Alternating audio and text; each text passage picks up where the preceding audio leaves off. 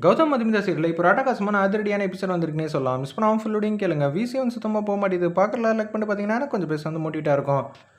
நம்ம கிரண் வந்து பேசுகிறாங்க கௌதம் கிட்ட. என்னப்பா போட்டியிலலாம் கலந்துக்க மாட்டீங்க போல இருக்குது. நீங்கள் வேணால் வந்து டுமில் டமாலுங்கிற மாதிரி இதில் வேணால் மாஸ் பண்ணலாம். ஆனால் என்கிட்டலாம் நீங்கள்லாம் போட்டியிலலாம் கலந்துக்கிட்டு அதுவும் ஜெயிக்க முடியுமா? பார்த்து சார் சுல்கிக்க போகுது அப்படின்னு வந்து கிரண் வந்து கலாச்சிட்டு அங்கேருந்து குடுக்குன்னு போகிறாங்க. இப்போ என்ன பண்ணுறது, அவன் கலாச்சிட்டான், என்ன பண்ணலாங்கிற மாதிரி அதிரடியாக யோசிக்கும் போதே, டே கௌதம், யாராவது ஒருத்தர் வந்து முடியாதுன்னு சொன்னாதான்டா உன்னால் வந்து ஜெயிக்க முடியும் அப்படின்னு சொல்லும்போது, என்னது அப்படியா, ஆமாம் ஆமாங்கிற மாதிரி கௌதம் வந்து சமாளிக்கிறாங்க. இவன் எவ்வளோ பெரிய அத்லட் தெரியுமா, வெயிட் தூக்கிறதுலலாம் மிகப்பெரிய எக்ஸ்பர்ட்டு, ஏகப்பட்ட போட்டியில் கலந்துக்கிட்டு கப்பு கப்பாக வந்து ஜெயிச்சிருக்காங்க, அதுவும் தங்க பதக்கம்லாம் அப்படின்னு சொன்னோன்னு வந்து ஆச்சரியப்படுறாங்க. அந்த இடத்துல நம்ம மதுமிதா மாயா வந்து ஆமாஞ்சாமிங்கிற மாதிரி சொல்லிடுறாங்க. அந்த இடத்துல சந்தோஷ் சொன்னதுக்கு எல்லாத்துக்கும். கௌதம் கேட்டாலும் ஆமாம் நான் மிகப்பெரிய வெயிட் லிஃப்ட்டு அப்படின்னு சொல்லி அந்த இடத்துல வந்து பில்டப் கொடுத்துக்கிட்டு இருக்காங்க.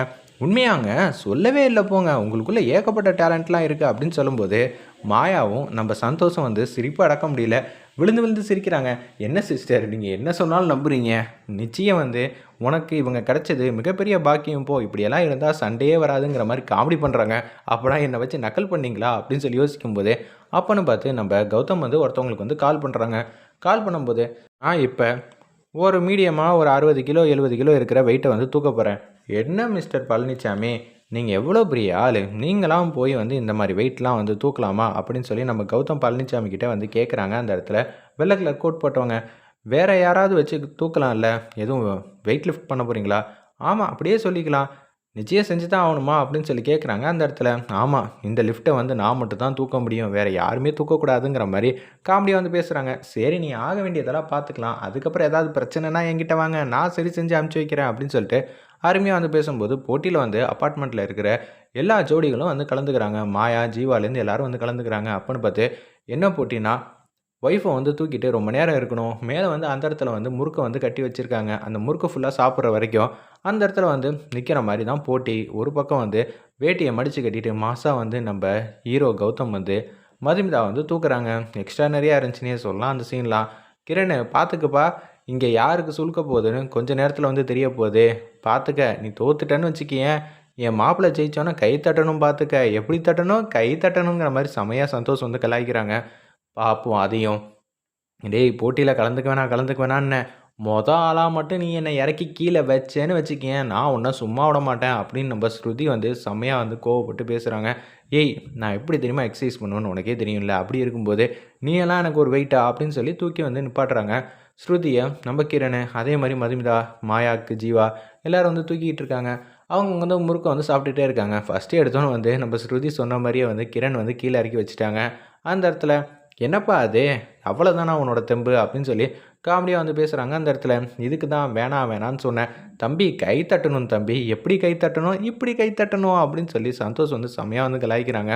நம்ம மாயாவும் ஜீவாவும் கடைசி வரைக்கும் நிற்கிறாங்க. கௌதமுக்கு வந்து டஃப் கொடுக்குறாங்க. அதுக்கப்புறமேட்டு நம்ம மாயாவும் ஜீவாவிலையும் நிற்க முடியல, அப்படியே வந்து கீழே இறக்கி வச்சிடுறாங்க. நம்ம ஜீவா வந்து மாயாவை ஒரு பக்கம் கம்ப்ளீட்டாக எல்லா முறுக்கும் சாப்பிட்டதுக்கப்புறமேட்டுக்கு அப்படியே கேஷுவலாக வந்து இறங்குறாங்க.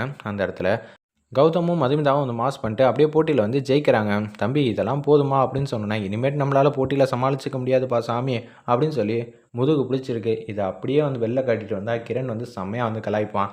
என்ன பண்ணலாம், அப்படியே வந்து கெத்தாக மாசாக வந்து சின்ன பசங்கள்லாம் வந்து நிறையா பேர் வந்து விளாட்றாங்க. நம்ம எல்லா போட்டியிலையும் ஜெயிச்சோன்னு வச்சுக்கேன், அவங்களுக்கு வந்து சங்கடமாக இருக்கும்ல.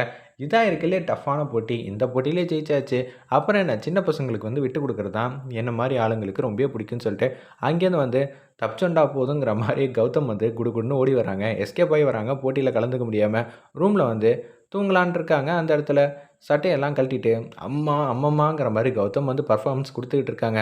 ஏண்டி உன் புருஷன் இந்த அப்பார்ட்மெண்ட்டுக்கே வந்து மிகப்பெரிய மாசுன்னு காட்டிட்டாப்புல, கஷாயம் வச்சுருக்கேன் அவர் கொண்டு போய் கொடுங்கிற மாதிரி சொல்கிறாங்க.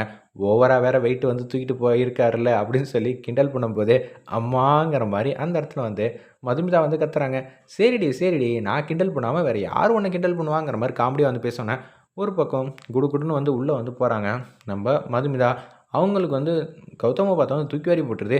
என்னங்க நீங்கள் இப்படி உட்காந்துக்கிட்டு இருக்கீங்க அப்படின்னு சொல்லும்போது, என்னங்க பண்ணுறது முதுகு பிடிச்சிக்கிச்சு அப்படின்னு சொல்லும்போது, சரி நான் ஏதாவது வெந்நீர் ஒத்தனம் எடுத்துகிட்டு வரட்டா?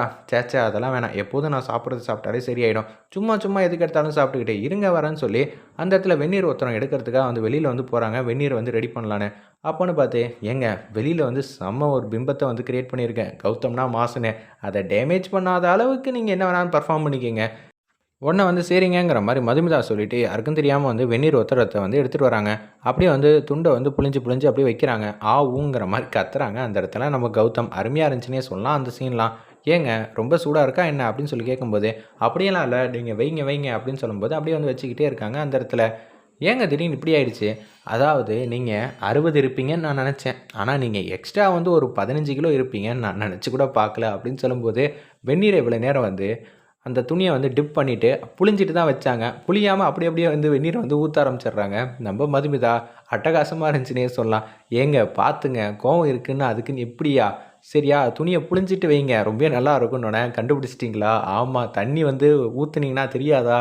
ஓ இப்படி ஒன்று இருக்காங்கிற மாதிரி 2 பேர் சிரிச்ச முகமாக வந்து பேசிகிட்டு இருக்காங்க. அருமையாக இருந்துச்சுன்னே சொல்லலாம் அந்த சீன்லாம். கொஞ்ச நேரத்தில் வந்து எனக்கு இதெல்லாம் செட் ஆகலைங்க. நான் மாட்டுக்கும் வந்து நான் எப்போதும் சாப்பிட்றதே சாப்பிட்றேன்னு சொன்னேன். வெந்நீரை வந்து கொட்டிகிட்டே வரதுக்குள்ளே பரவாயில்லையே சூப்பராக ரெடி ஆகிடுச்சு. ஒரு 10 நிமிஷத்துக்குள்ளேயே வந்து மதுமிதா வந்து என்னமோ ஒன்று பண்ணிட்டாங்க. கையில் என்ன இவ்வளோ மாயாச்சலம் வச்சுருக்காங்கன்னு சொல்லி அந்த இடத்துல வந்து ரெடி ஆகிட்டாங்க. அந்த இடத்துல நம்ம கௌதம் சரியாயிடுச்சா? ஆமாம் சரியாயிடுச்சு. 10 நிமிஷம் அவகாசம் கொடுத்தா என்ன குறைஞ்சா போயிடுவீங்க. சொன்னால் எப்போதும் கேட்குறதே இல்லை. சரிங்க இன்னிலேருந்து நீங்கள் என்ன சொன்னாலும் நான் கேட்குறேங்க அப்படின்னு சொல்லி சந்தோஷமாக சொல்லிட்டு வெளியில் வந்து கேஷுவலாக வந்து வராங்க. அப்போன்னு பார்த்து கிரணும் அவங்க ஒய்ஃப் ஸ்ருதியும் வந்து ஏதோ ஒரு கிஃப்ட் எடுத்துகிட்டு வந்து வராங்க. என்னடா அது இவ்வளோ பெரிய ஃபோட்டோ இருக்குது, இதை வேற வந்து கிஃப்ட் பேப்பர்லாம் வச்சு சுற்றி கொண்டு வந்திருக்கான். ஒருவேளை மதுமிதாவும் கிரணும் இருக்கிற ஃபோட்டோவை கொடுத்துட்டா மாப்பிள்ளைக்கு வந்து ரொம்ப கோவம் வந்துடுமே. இப்போ என்னடா இந்த பிரச்சனையை சொல்லி சமாளிக்கிறதுன்னு தெரியாமல் அந்த இடத்துல வந்து யோசிச்சுட்டு இருக்காங்க. நம்ம ஹீரோயினோட அம்மாவும் அப்பாவும் ரேணுகாவும் ஒரு பக்கம் ராமகிருஷ்ணனும் அது மாதிரி தான் திங்க் பண்ணிகிட்டு இருக்காங்க. மதுமிதாவோட வாழ்க்கை என்ன ஆக போகுதுன்னு நினச்சாலே எனக்கு கவலையாக இருக்கே அப்படின்னு சொல்லும்போது ஸ்ருதி அப்படி பேசுகிறாங்க அந்த இடத்துல. என் புருஷன் உனக்கா பார்த்து பார்த்து ஏதோ கிஃப்ட் வாங்கினேன்னு சொன்னாங்க. அப்போ நான் ஸ்ருதி நீ இந்த கிஃப்ட்டை வந்து ரெடி பண்ணலையா? மதுமிதாவுக்கு என்ன பிடிக்கும் ஏது பிடிக்கும்னு எனக்கு தெரியாதாங்கிற மாதிரி அந்த இடத்துல பேசுகிறாங்க. நிச்சயம் இந்த கிஃப்ட் வந்து மதுமிதாவுக்கு ரொம்ப வந்து மனசை வந்து தொடும் அப்படின்னு சொல்லும்போது அப்படியே வந்து அந்த கிஃப்ட் பேப்பரை கிழிக்கிறாங்க. திருப்பி வந்து வெள்ளை கலரில் ஒரு துணி இருக்குது அதையும் கிழிச்சா மதுமிதா பக்கத்தில் வந்து கௌதமி மேடம் வந்து இருக்கிற மாதிரி காட்டுறாங்க அந்த இடத்துல. இதை பார்த்தோன்னா வந்து மதுமிதா ரொம்ப சந்தோஷப்பட்டு சிரிக்கிறாங்க. எனக்கு இவங்களை ரொம்பவே பிடிக்கும். என்ன காரணம் தெரிஞ்சுக்கலாமா? ஒருத்தர் மேலே திடீர்னு நமக்கு அன்பு பாசம்லாம் வந்துடும். என்ன காரணம் ஏது காரணம் தெரியாது. இவங்க வாழ்க்கையில் அவ்வளோ பிரச்சனை இருந்துச்சு. எல்லாத்தையும் வந்து தாண்டி சாதிச்சு இப்போ இந்த ஸ்டேஜில் வந்து நிற்கிறாங்க. அதனால எனக்கு இவங்கள ரொம்பவே பிடிக்கும் அப்படின்னு சொல்லும்போது நான் சவால் விடுறேன் கௌதம். இந்த கிஃப்ட்டை தாண்டி உங்களால் சிறப்பாக எந்த கிஃப்ட்டையும் கொடுக்க முடியாது. ஏன்னா மதுமிதாவும் நானும் சின்ன வயசுலேருந்து ஃப்ரெண்டு. அதனால தான் சொல்கிறாங்கிற மாதிரி பேசுகிறாங்க. வாவ் சூப்பர் நீங்கள் இந்த கிஃப்ட்டை கொடுத்துட்டீங்க. ஆனால் இதை விட வந்து ரொம்ப வந்து சூப்பரான கிஃப்ட்டை வந்து நான் கொடுக்க போகிறேன் அப்படின்னு சொல்லும்போது அதுக்கெலாம் பாசிபிளே இல்லை, நிச்சயம் வாய்ப்பு இல்லைங்கிற மாதிரி அந்த இடத்துல வந்து சொல்கிறாங்க கிரண். உடனே ஃபோன் அடித்து வந்து கௌதமி மேடம் வந்து வர சொல்கிறாங்க போல இருக்குது. உடனே வந்து அவங்களும் வந்து மதுமிதா வீட்டுக்கு வந்து காலிங் பெல்லை வந்து அமுக்குறாங்க. மதுமிதா வந்து தொடர்ந்து பார்க்குறாங்க. சர்ப்ரைஸ் உங்களுக்காக தான் அப்படின்னு சொல்லி கௌதம் வந்து சொல்லும்போது என்ன ஏதுன்னு சொல்லி தொடர்ந்து பார்த்தா கௌதமி மேடமும் வந்து அந்த இடத்துல வந்து நிற்கிறாங்க. வேறு லெவலில் மாசாக இருந்துச்சுன்னே சொல்லலாம்.